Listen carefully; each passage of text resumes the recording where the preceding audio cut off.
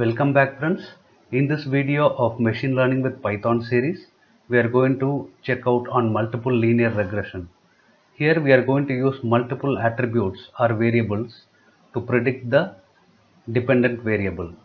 Last week we had checked out on simple linear regression where we had put a straight line to data points as we see in this graph where experience is on x-axis and income is on y-axis. So with the experience given, we had predicted the income using the model, and we had actually used the formula income equal to m into experience plus b, where income is the dependent variable, experience is the independent variable or attribute, m is the coefficient, and b is the intercept. Now, on a practical situation, income may not only be dependent on experience alone. In addition to experience, it can be dependent on the company that the associate is working, the skill set, and so many other factors. This is where multiple linear regression comes into picture. Here we are going to use more than one attributes like experience, company, and skill set to predict the income. So the formula for this is going to be M1 into experience plus M2 into company plus M3 into skill set plus B. Here income is going to be the dependent variable which we are going to predict, and the experience, company, and skill set, these are going to be the independent variable or attributes that we are going to use to predict the income. And M1, M2, and M3 are going to be the coefficients, and B is going to be the intercept. So in this video we are going to download house sale data of King County, Washington, USA from Kaggle.com, and we are going to choose few attributes from that data, and we are going to predict the house sale price with statmodel.ols package.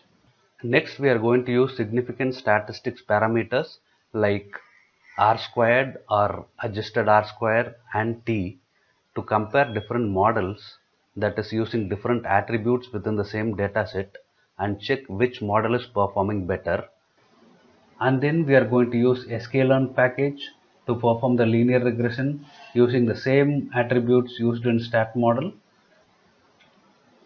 And we are also going to just check out on some of the things that you could do after watching this video.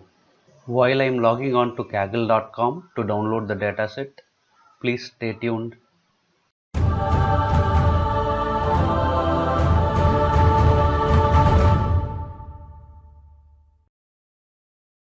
Now I have logged into Kaggle.com and I am just clicking data in the left. Here there are different public datasets available which we could use for our model. I am typing in multiple regression. So I just get few datasets in the result. I am just scrolling down, and I see a dataset by name KC underscore house underscore data. I am having a quick look into the dataset. It says that it is a CSV file. I am clicking go to dataset. The dataset shows that it is 2.27 MB. Okay, so this dataset has the house sale data from King County, Washington State, USA, and it says that it has been taken, the data is taken between May 2014 to May 2015, and it also shows that there are 21,613 observations, I mean 21,613 rows.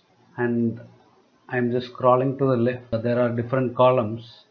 Actually there are 21 columns like square feet living, square feet lot, bathrooms, bedrooms, price, etc. I'm going to click download to download the dataset. I'm just opening a new IPython or Jupyter notebook for Python. Here I'm importing pandas as PD, and then I'm just referring the dataset that we had just downloaded. I am just giving the path in which the dataset is stored. The name of the CSV file is kc underscore house underscore data.csv, and I'm reading the CSV file and storing it into a data frame. I am just printing the data frame dot head to check how it looks like. df.head gives the first 5 rows of any file. Now we are able to see the data set. So there are different attributes here, right? The bedrooms, the bathrooms, the square feet living, square feet lots, floors, waterfront view, grade, square feet above, year built, etc., etc., right? So we are going to choose few attributes that could be the significant attributes which will be influencing the model to decide the price of the house. So next I am going to import statsmodels.api as SM, and this stats model is the package that is going to do the linear regression for us. Here X is going to be the attributes, and it is going to be in the form of data frame. So I am assigning the data frame which has only the bedrooms, the square feet living and the year build, and Y is going to be the data frame with the value of price. So we are going to give or supply the attributes of X, which are bedroom, square feet living and year build, and we are going to predict the value of Y, which is going to be the price. In order to do that, first we need to build the model. So in order to build the model, I am just using this line est equal to sm.ols, which is ordinary least square, and here I am giving the y, which is the dependent variable, and also I am giving the x, which is the independent variable, and I am going to use the object fit. So when I run this piece of code, it has completed now. Here now the model is ready, and the name of the model is est. Now the model is ready, and I can use this to predict the values of the price, giving the values of bedroom, square feet living and year build. Let me try that. In order to do that, I am just typing in est.predict, and within that I am giving the values of bedroom. So I'll just give 3 as the value of bedrooms, and square feet living I'll give 2500, and then the year bill I'll give it as 1955. And when I run this, I'll just get the output, which is 692.99. So I am getting the output, which is the price of the house that the model has predicted. This house has 3 bedrooms, and the square feet is 2500, and the year of construction is 1955. But how do we know that the model is working fine? How do we know that the prediction is good? In order to understand that, we need to understand the significance of different statistics parameter behind the model. So as we have already seen, this is going to be the formula that was used to predict the price, where price is equal to m1 into bedrooms plus m2 into square feet living plus m3 multiplied by years built plus b. So we have a b here, which is the intercept, and we also have the coefficients. So we need to just get these values, and we also need to check the other stats parameters. In order to get the b, which is a constant, there is a line that I am going to use here. So I am going to use x1 equal to sm dot add constant, and that constant is going to add the value of the intercept, and probably I'll just use the same values from here. Here I'll give the value of attributes or independent variables and store it in x, and I'll give the value of price or the dependent variable, I'll store it in y. To get the constant or the intercept, I'm just going to use s1, and then I'm going to use the same est.predict, and here instead of x I'm going to use x1, which has the constant added. I'll run this, and then I'm going to hit est.summary. So when I hit this after running the model or after creating the model, this summary gives different values in 3 different tables. So here is the table 1, here is the table 2, and here is the table 3. We'll quickly look into some of the values that we need to actually understand from these tables. Here our dependent variable is price, and the model is going to be OLS, which is ordinary least squares, and the method is least squares, and it shows the date and time of when this model was created. And here R square is a very widely used measure to determine how much of total variability is explained by our model. In other words, it conveys how well our model fits to the data points. Its value is between 0 and 1. 0 means that the model does not fit well to the data points, and 1 conveys that the model fits well to the data point. In the field of physics and chemistry, the R square is always expected to be above 0.95, but in the field of psychology and sociology, the R square's value is good enough when it is equivalent to 0.2. So for our case, the R square value of 0.54 is good enough.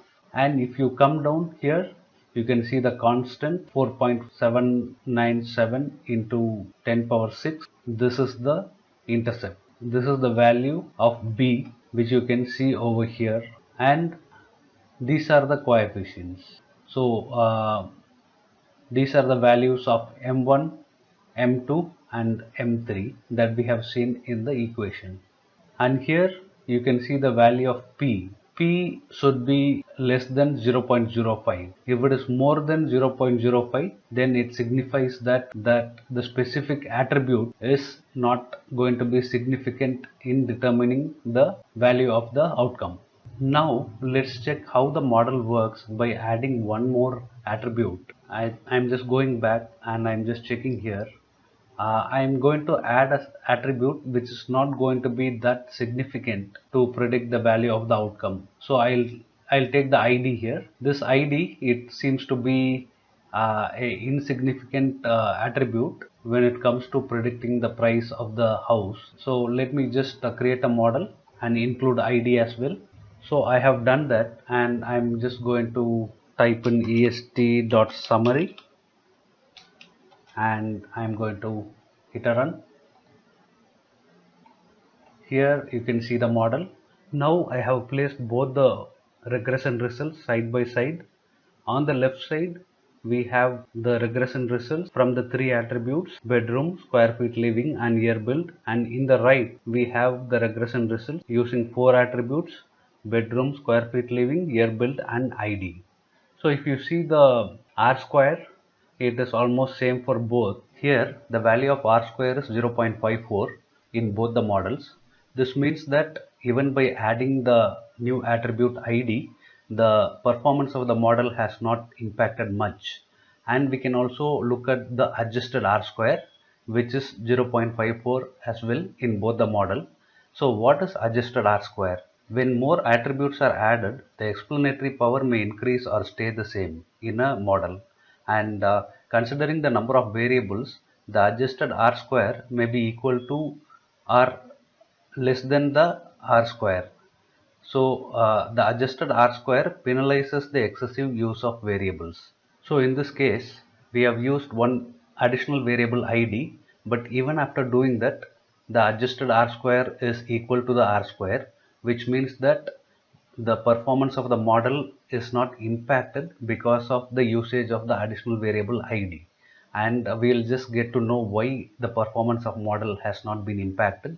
But ideally, if we are going to use different unnecessary variables, the value of adjusted R square will become lesser than the value of R square, which means that it impacts the performance of the model. So one another variable that we need to check is the value of P. And if you just see towards the right table, for the ID, the value of P is 0.666. This means that the value is more than 0.05, and it conveys that the model or this particular variable is insignificant. So as we have seen earlier, when the value of P is greater than 0.05, then it conveys that the value is insignificant. So the value of ID here is insignificant. As you can see, the ID has a coefficient of minus 2.545 into 10 to the power minus 7. So ideally its value is 0.0000002545, and if this is multiplied by the value of ID, then it is almost going to be the 0. So it doesn't make any changes to the value of the outcome. Now let's check out how to do multiple linear regression using sklearn. In order to do that, I'm importing linear underscore model package from sklearn, and I'm just creating an object called reg from the class linear regression, and I'm going to use reg.fit method to fit the model, giving bedrooms, square feet living and year built as independent variable and price as the dependent variable that needs to be predicted. I am running this piece of code, and it has run without any errors. Now I am going to just check the values of coefficient. In order to do that, I am just typing reg.coef underscore. So now we are getting the value of coefficient as we have seen in the formula here. These are the values of M1, M2 and M3, which is mentioned in the values over here.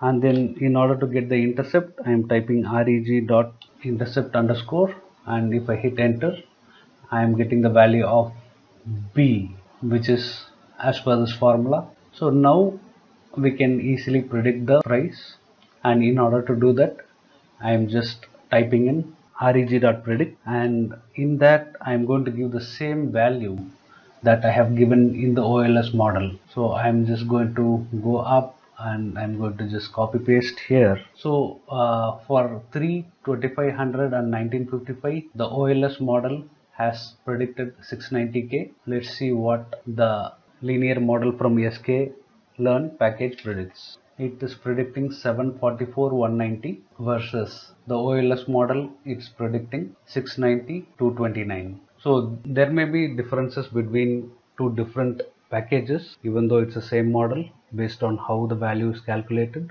Now let's discuss few things that you could try it on your own.